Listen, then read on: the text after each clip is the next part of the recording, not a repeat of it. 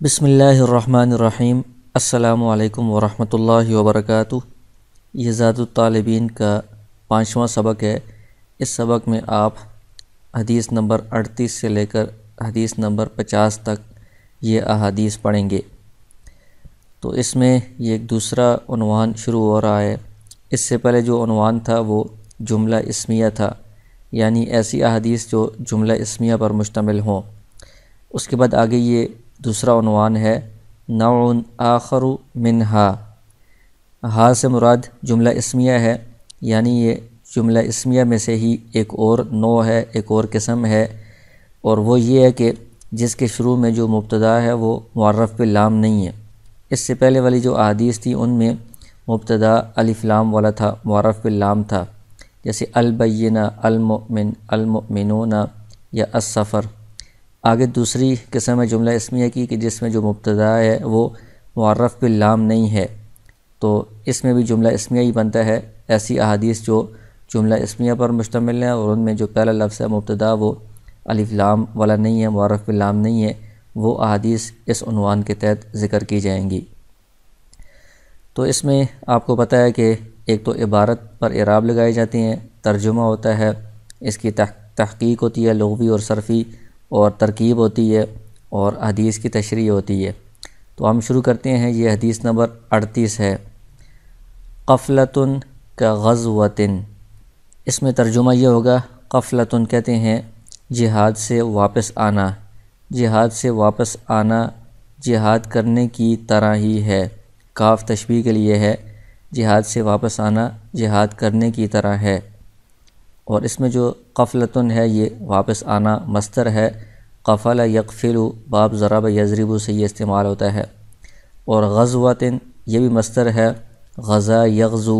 یہ باب نصر ینصر سے یہ استعمال ہوتا ہے، یہ ناقص واوی ہے، غزا یغزو۔ اور اس کی ترکیب اس طرح ہوگی، قفلۃ مبتدا ہے، کاف حرف جر ہے، غزوۃ مجرور ہے، جار مجرور یہ ثابتۃ کے متعلق ہو کر خبر، مبتدا خبر سے مل کر جملہ اسمیہ خبریہ ہوا۔ اور اس کی تشریح یہ ہے کہ اگر کوئی لوگ جہاد کرنے کے لیے، کفار سے جنگ کرنے کے لیے نکلتے ہیں، تو جس طرح جاتے ہوئے اور وہاں پر جہاد کرتے ہوئے ان کو اجر و ثواب مل رہا ہوتا ہے، اسی طرح وہاں سے واپس آتے ہوئے بھی گھر پہنچنے تک یہ جو واپس آنا ہے یہ بھی جہاد کرنے کی طرح ہی ہے، اس میں بھی ان کو اسی طرح جہاد کا اجر و ثواب مل رہا ہوتا ہے۔ اور اس حدیث کا پس منظر یہ ہے کہ ایک موقع پر آپ صلی اللہ علیہ وسلم ایک قافلے کو لے کر گئے کسی غزوے کے لیے، جہاد کے لیے،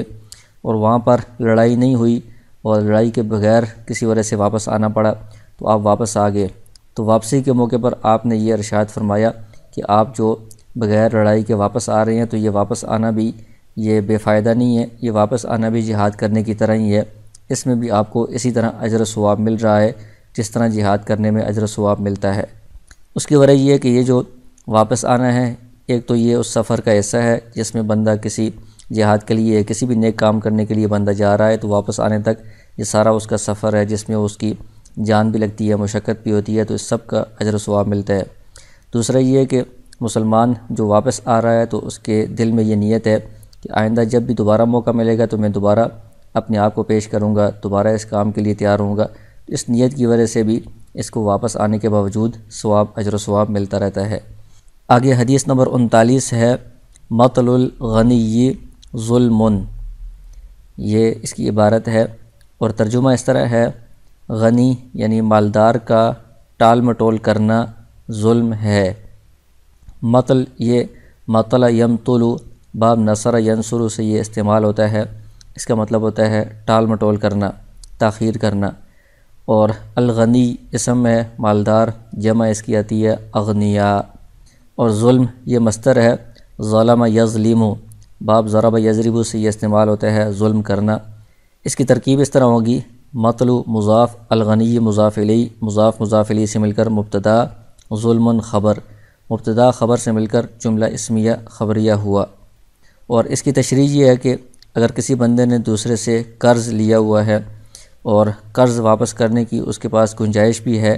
تو اس کے باوجود وہ واپس نہیں کر رہا، ٹال مٹول کر رہا ہے، تو اس کا یہ ٹال مٹول کرنا ظلم کے درجے میں ہے، کیونکہ دوسرے انسان نے اس کے ساتھ بھلائی کی ہے، احسان کیا ہے کہ اس کو اس نے قرض دیا ہے، اس میں قرض دینے میں اس کو کا کوئی فائدہ بھی نہیں ہے، تو یہ آگے واپس کرنے میں اس کو ٹال مٹول کر رہا ہے، تو یہ اس کے حق کی حق تلفی کر رہا ہے، اس وجہ سے اس کو ظلم شمار کیا گیا ہے۔ اور اس میں غنی سے مراد بہت زیادہ مالدار بندہ مراد نہیں ہے، اس سے مراد یہ ہے کہ کوئی بھی بندہ جو قرض ادا کرنے پر قادر ہو، یعنی ادا کرنے کی اس کے پاس گنجائش ہے، اس کے باوجود وہ نہیں ادا کر رہا، تو وہ اس سے یہی والا غنی مراد ہے، تو یہ ایسا کرنا ظلم شمار ہوگا۔ آگے حدیث نمبر 40 ہے، سید القوم فی السفر خادمہم، قوم کا سردار سفر کے اندر ان کا خادم ہوتا ہے۔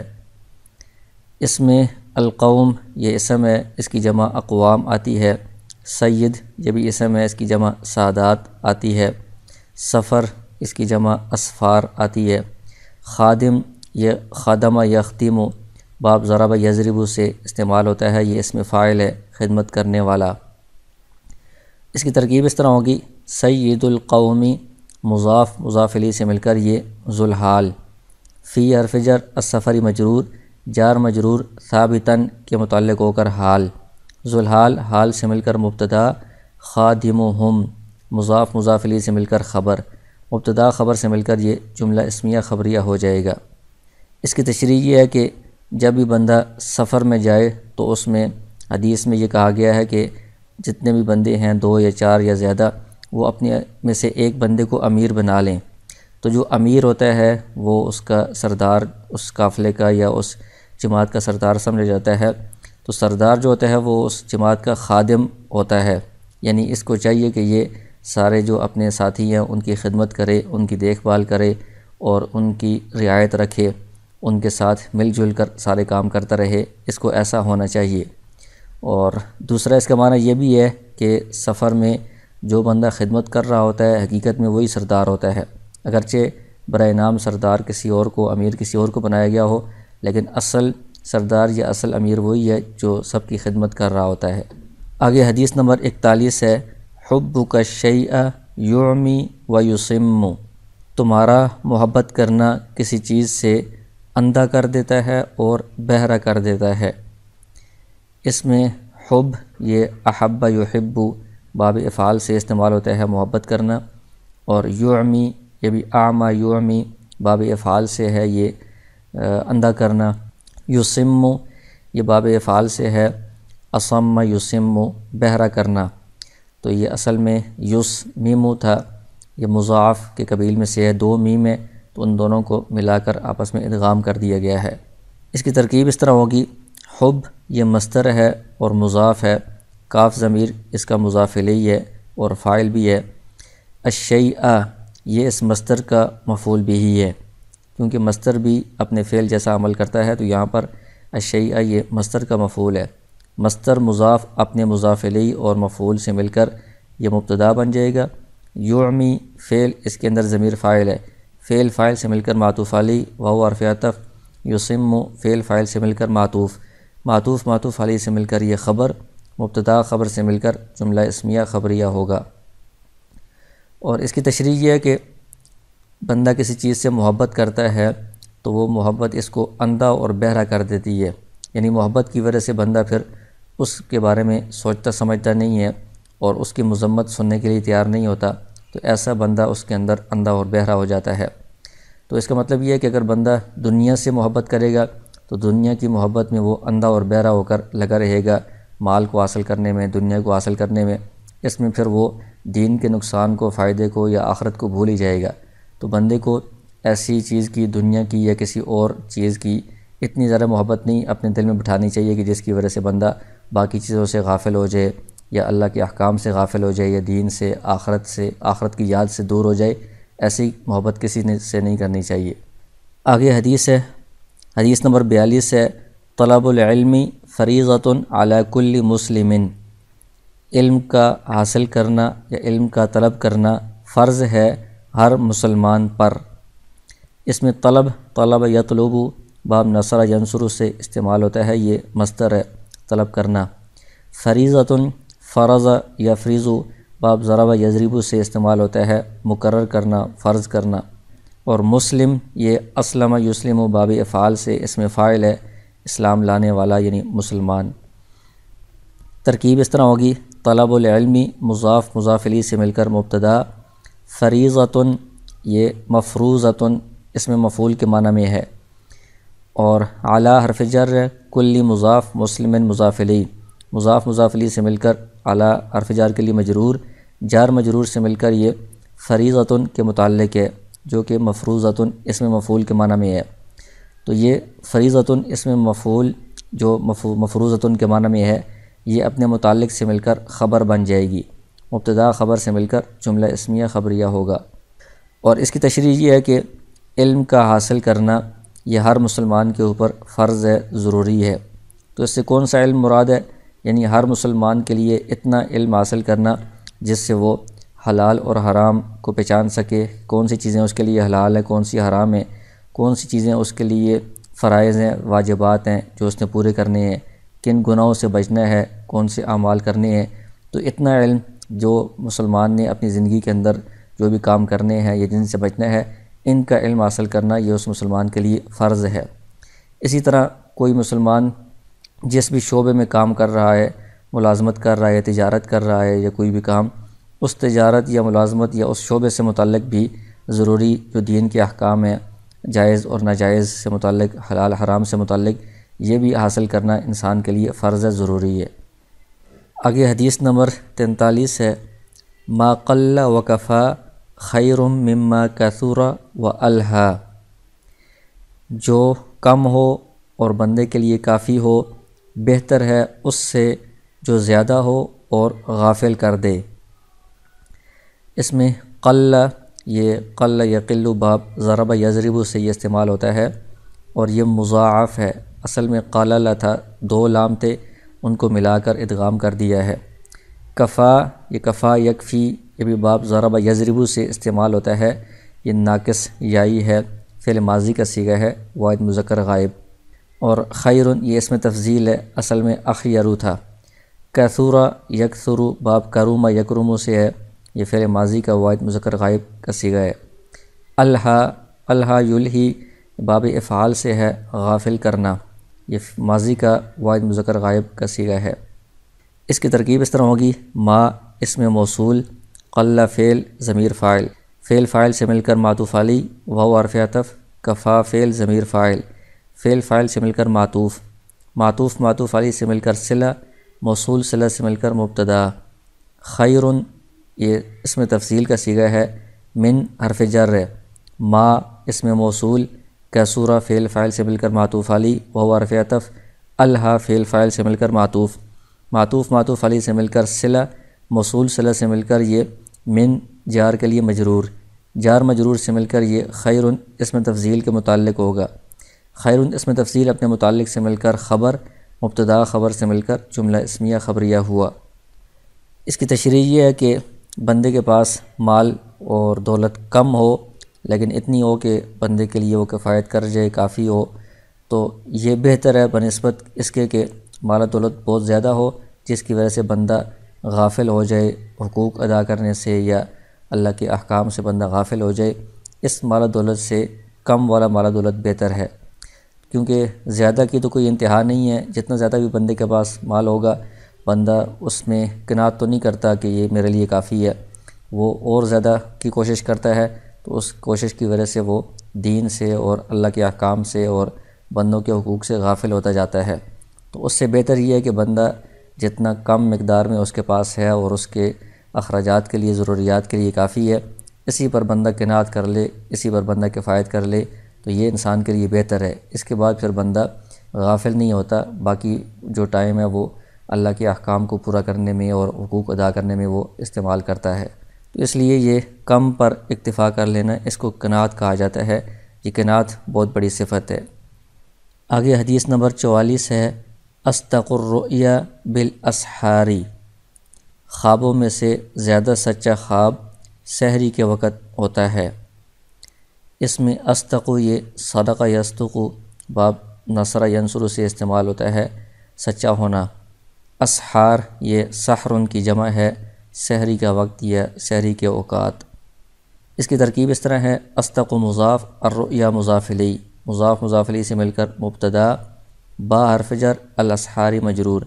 جار مجرور سے مل کر ثابتن کے متعلق ہو کر خبر، مبتدا خبر سے مل کر جملہ اسمیہ خبریہ ہوا۔ اس کی تشریح یہ ہے کہ انسان کو سوتے ہوئے جو خواب آتے ہیں مختلف قسم کے، تو ان کی کئی اقسام ہوتی ہیں۔ دن میں بندہ جو کچھ سوچ رہا ہوتا ہے، جو کچھ کر رہا ہوتا ہے، بعض اوقات وہی خیالات بندے کو خواب میں آتے ہیں، اور کبھی کبھار شیطان کی طرف سے کوئی خواب دکھلایا جاتا ہے، اور کبھی کبھی ایسے خواب بھی ہوتے ہیں جس کی کوئی تعبیر ہوتی ہے، سچا خواب ہوتا ہے۔ تو اس میں زیادہ امکانات یہ ہیں کہ جو سحری کے وقت یعنی صبح صادق سے پہلے کا جو وقت ہوتا ہے، رات کا آخری حصہ، اس میں جو خواب آتے ہیں وہ سچا ہونے کے زیادہ اس میں امکانات ہوتے ہیں۔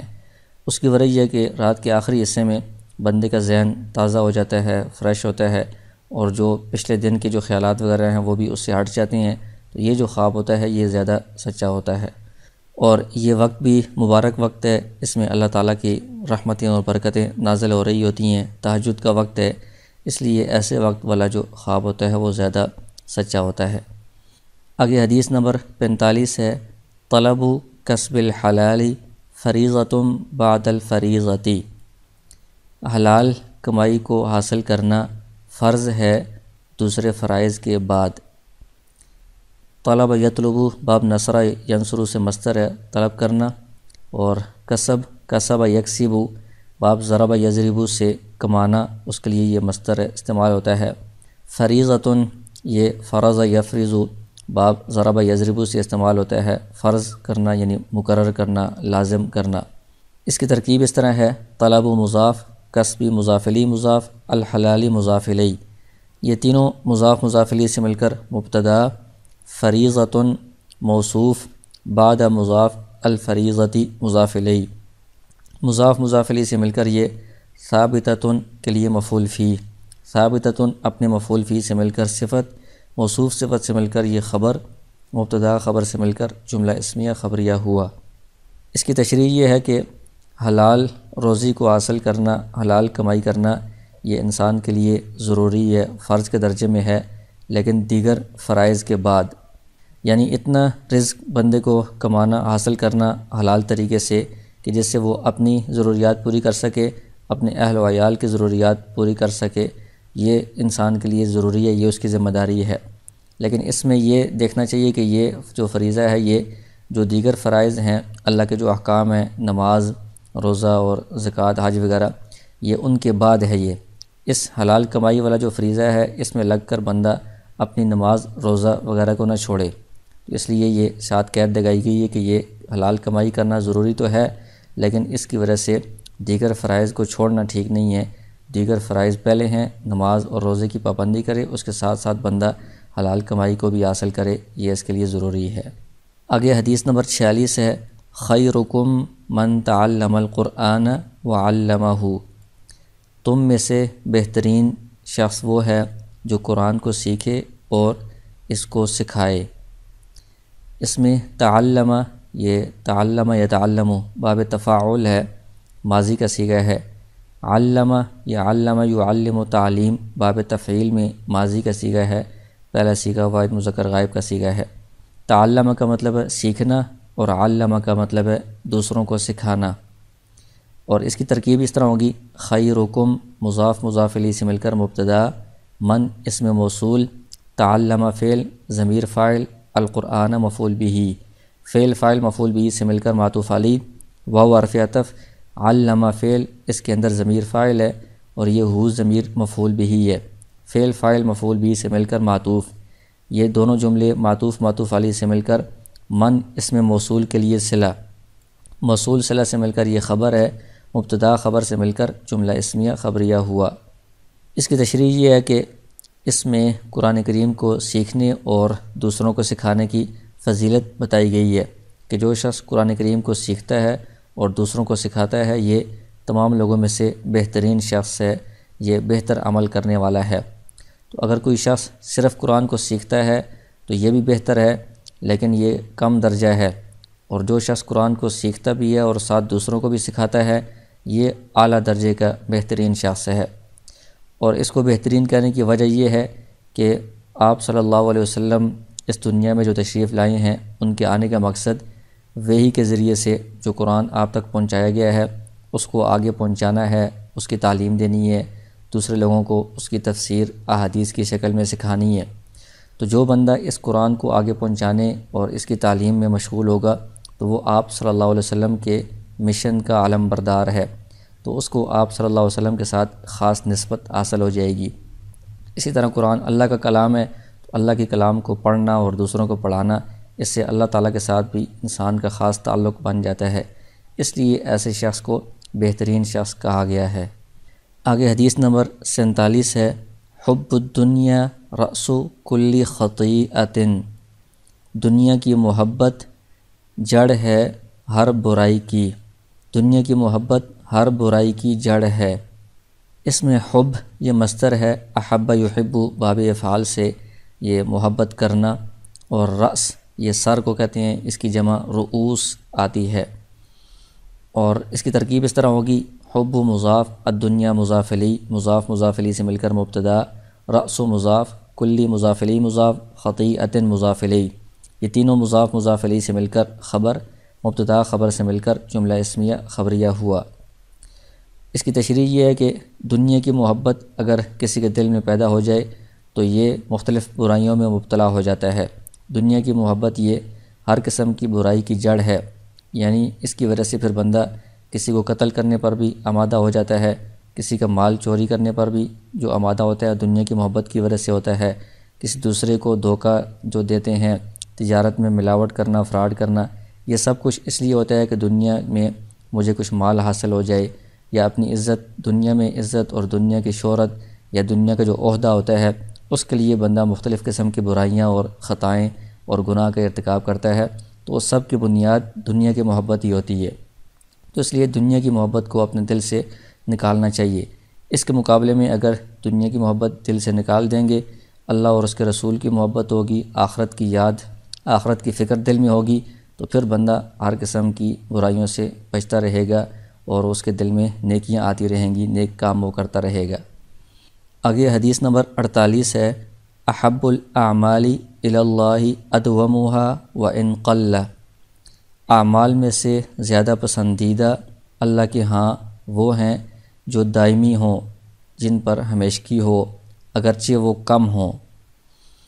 تو اس میں احبہ، یہ احبہ یحب باب افعال سے استعمال ہوتا ہے، یہ اس کا اسم تفضیل ہے، زیادہ پسندیدہ۔ اعمال یہ عمل کی جمع ہے، عامل یعمل یہ فعل اس کا استعمال ہوتا ہے باب سامع یسمع سے۔ ادومها یہ دام یدوم باب نصر ینصر سے استعمال ہوتا ہے، ادوم یہ اسم تفضیل ہے۔ قل یہ قل یقل باب ضرب یضرب سے استعمال ہوتا ہے، یہ ماضی کا صیغہ ہے، واحد مذکر غائب۔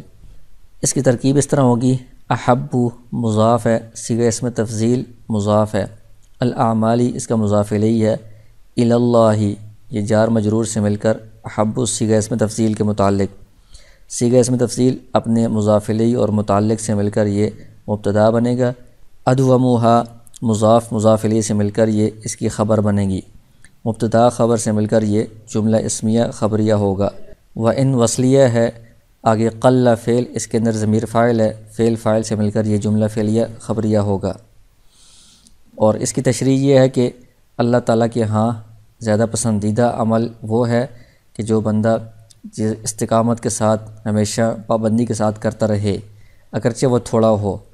یعنی بندہ زیادہ بڑا عمل کرے اور وہ چند دن کر کے چھوڑ دے، اس کے بنسبت وہ والا عمل زیادہ اللہ کو محبوب ہے کہ جو چھوٹا ہو لیکن پابندی کے ساتھ بندہ استقامت کے ساتھ مسلسل کرتا رہے۔ تو اس لیے جو نوافل ہیں، نفلی کام ہیں، نفلی نمازیں ہیں یا نفلی اذکار ہیں یا نفلی صدقہ ہے، اس میں بندے کو یہ دیکھنا چاہیے کہ اگرچہ تھوڑی مقدار میں ہو لیکن اتنا ہو کہ بندہ پابندی کے ساتھ پھر اس کو کر سکے، اس کا اہتمام کر سکے۔ اگر بہت بڑی مقدار میں بندہ شروع کرے پھر چند دنوں کے بعد چھوڑ دے تو یہ اللہ کے ہاں زیادہ پسندیدہ بات نہیں ہے۔ اور یہ بات فرائض کے علاوہ ہے، یعنی جو نوافل ہوتے ہیں، نفلی نمازیں ہیں، نفلی صدقہ ہے، نفلی جو اذکار وغیرہ ہیں، ان میں بندہ اگر کوئی چیز شروع کرنا چاہتا ہے تو وہ بہت بڑی مقدار میں شروع کرے اور چند دن بعد چھوڑ دے تو یہ اتنا اللہ کو محبوب نہیں ہے۔ اس کے بنسبت یہ ہے کہ بندہ تھوڑی مقدار میں اذکار یا تھوڑی مقدار میں صدقہ شروع کرے اور پھر پابندی کے ساتھ اہتمام کے ساتھ اس کو وہ ادا کرتا رہے، یہ اللہ کے ہاں بڑا محبوب عمل شمار ہوتا ہے۔ حدیث نمبر 49 ہے، افضل الصدقۃ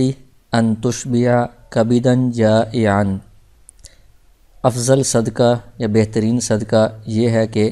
آپ پیٹ بھریں کسی بھوکے جاندار کا۔ اس میں الصدقہ یہ اسم ہے، اس کی جمع صدقات آتی ہے، اور تصدق یا تصدق باب تفاعل سے اس کا فعل استعمال ہوتا ہے۔ تشبیہ یہ باب افعال سے ہے، اشبع یشبع، اور فعل مضارع کا صیغہ ہے اور واحد مذکر حاضر کا صیغہ ہے۔ کبد اس کی جمع اکباد آتی ہے، اس کا معنی ہے جگر۔ یہاں پر مراد یہ ہے کہ کوئی بھی جگر والا یعنی جاندار، چاہے وہ انسان ہو یا کوئی حیوان ہو، چرند پرند کوئی بھی ہو۔ جائعاً یہ جاع یجوع باب نصر ینصر سے استعمال ہوتا ہے، بھوکا ہونا۔ تو جائع یہ اسم فاعل ہے، بھوکا شخص یا بھوکا کوئی جاندار۔ اس کی ترکیب اس طرح ہوگی، افضل مضاف، الصدقۃ مضاف الیہ، مضاف مضاف الیہ سے مل کر مبتدا، ان تشبع یہ ان ناصبہ مصدریہ ہے، تشبع فعل، اس کے اندر ضمیر فاعل ہے، کبیدن موصوف، جائعاً صفت، موصوف صفت سے مل کر یہ مفعول بہ ہے، فعل فاعل مفعول بہ سے مل کر یہ پورا جملہ یہ مصدر کی تعویل میں ہو کر خبر، مبتدا خبر سے مل کر جملہ اسمیہ خبریہ ہوا۔ اس کی تشریح یہ ہے کہ صدقے کی بہت ساری شکلیں ہوتی ہیں، بہت ساری صورتیں ہوتی ہیں، تو اس میں بہتر صدقہ، افضل صدقہ یہ ہے کہ کسی جاندار کا پیٹ بھرا جائے، اس کو کھانے کے لیے کوئی چیز دی جائے، کیونکہ کھانا یہ انسان کی یا حیوان یا کسی پرندے کی بنیادی ضرورت ہے، تو کسی انسان کا پیٹ بھر دیا جائے، اس کو کھانا کھلا دیا جائے، یا کسی حیوان یا پرندے کو کھانا کھلا دیا جائے، یہ بھی بہترین صدقہ ہے، اس پر بہت ذرا اجر اور فضیلت حاصل ہوتی ہے۔ حدیث نمبر 50 ہے، منہومانی لا یشبعانی، منہوم فی العلم لا یشبع منہ ومنہوم فی الدنیا لا یشبع منہا۔ دو حریص یا دو لالچی ایسے ہیں جو سیر نہیں ہوتے، ایک جو علم میں حریص ہے، جو علم سے سیر نہیں ہوتا، اور دوسرا دنیا میں جو حریص ہے، یہ دنیا کا لالچی ہے، دنیا سے وہ سیر نہیں ہوتا۔ اس میں منہوم یہ ناہیم ینہم باب سمع یسمع سے استعمال ہوتا ہے، لالچی ہونا یا حرص کرنا، اس سے یہ اس میں مفعول ہے منہوم، اور تثنیہ ہے منہومانی، دو منہوم یعنی دو لالچی ایسے ہیں۔ اور یہ شبیہ یشبع باب سمع یسمع سے استعمال ہوتا ہے، سیر ہونا، پیٹ بھرنا، تو اس سے یہ فعل مضارع کا صیغہ ہے اور تثنیہ کا صیغہ ہے، تثنیہ مذکر غائب۔ آگے یہ لا یشبع یہ بھی وہی شبیہ یشبع سمع یسمع سے ہے اور فعل مضارع ہے، واحد مذکر غائب ہے، یہ بھی وہی صیغہ ہے۔ اس کی ترکیب اس طرح ہوگی، منہومانی مبتدا، لا یشبعانی فعل، اس کے اندر ضمیر فاعل، فعل فاعل سے مل کر یہ خبر، مبتدا خبر سے مل کر یہ مفسر، آگے اس کی تفسیر آئے گی۔ منہوم یہ صیغہ اسم مفعول ہے، فی العلم جار مجرور سے مل کر یہ اس کے متعلق ہوگا، یہ صیغہ اسم مفعول اپنے متعلق سے مل کر یہ مبتدا، لا یشبع فعل، اس کے اندر ضمیر فاعل، منہ جار مجرور سے مل کر فعل کے متعلق، فعل فاعل متعلق سے مل کر یہ جملہ فعلیہ خبریہ ہو کر اس کی خبر، یہ مبتدا خبر سے مل کر جملہ اسمیہ خبریہ ہو کر معطوف علیہ۔ واو حرف عطف ہے، منہوم صیغہ اسم مفعول ہے، فی الدنیا جار مجرور اس کے متعلق، صیغہ اسم مفعول اپنے متعلق سے مل کر مبتدا، لا یشبع فعل، اس کے اندر ضمیر فاعل ہے، منہا جار مجرور یہ اس فعل کے متعلق، فعل فاعل متعلق سے مل کر یہ جملہ فعلیہ خبریہ ہو کر خبر، یہ پورا جملہ مبتدا خبر سے مل کر جملہ اسمیہ خبریہ ہو کر یہ معطوف بن جائے گا اس معطوف علیہ کے لیے،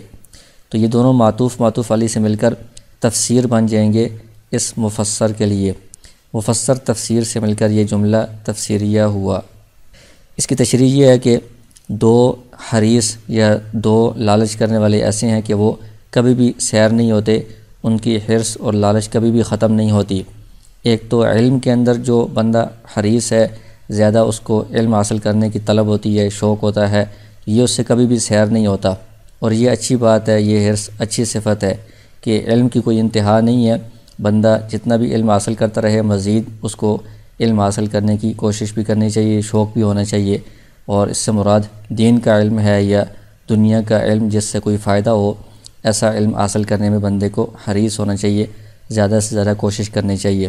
اور جتنا بھی بندہ علم حاصل کر لے، بڑا عالم بن جائے، تو وہ سیر نہیں ہوتا، کیونکہ علم کی کوئی انتہا نہیں ہے۔ وہ فوق کل ذی علم علیم، ہر عالم جو ہوتا ہے اس سے اوپر بھی اس سے زیادہ علم والا موجود ہوتا ہے۔ تو اس لیے علم جتنا بھی بندہ حاصل کرے اس کی کوئی انتہا نہیں ہے، وہ معاملہ ختم نہیں ہوتا۔ اور دوسرا، دنیا کا حریص یا دنیا کا لالچی ہے کہ جو دنیا جتنی بھی حاصل کر لے وہ اس سے کبھی بھی سیر نہیں ہوتا، اور یہ دنیا کی جو لالچ ہے یہ مذمت والی چیز ہے، یہ بری صفت ہے، یہ اس سے بچنا چاہیے۔ ایک حدیث میں اس طرح بھی آیا ہے کہ اگر انسان کو سونے کی ایک وادی دے دی جائے تو وہ لالچ کرے گا کہ میرے پاس دوسری بھی ہو۔ تو کبھی بھی انسان مال سے یا دنیا سے سیر نہیں ہوتا، اس کی وہ انتہا نہیں ہوتی کہ وہ کہے کہ اب بس مجھے مزید مال کی ضرورت نہیں ہے، تو یہ لالچ بڑھتی ہی رہتی ہے۔ تو ایسی جو صفت ہے دنیا کی لالچ والی، یہ بری صفت ہے، اس لالچ سے بچنا چاہیے۔ جس طرح پیچھے حدیث میں گزرا ہے کہ جتنا بندے کی ضروریات کے لیے کافی ہو وہ کم ہو، اسی پر بندے کو قناعت اختیار کرنی چاہیے۔